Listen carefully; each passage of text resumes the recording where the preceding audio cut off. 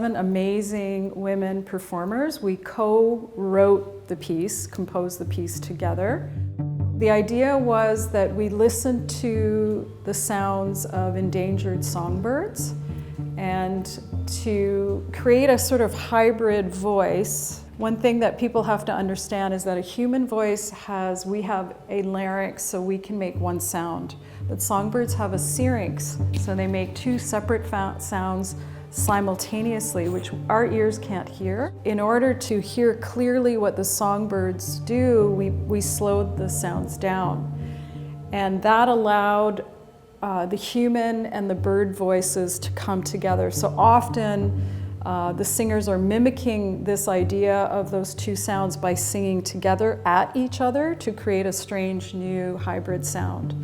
So the idea of the piece was never to mimic the birds, but to find a place somewhere between the bird and the human. You know, when Sara came up with this idea for Enchantment, I thought it was fascinating because in a way, one of the things that I was highly aware of when I was creating both the sound piece and the photographs was their strangeness.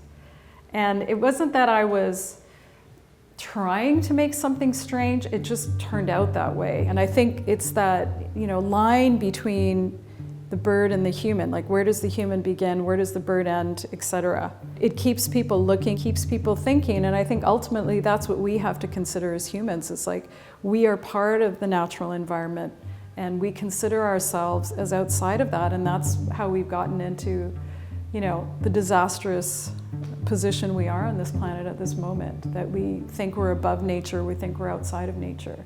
And what I'm trying to do in both of these pieces is to compress that idea. Since working on the aviary project, my projects have been very closely tied to thinking about our relationship to the earth.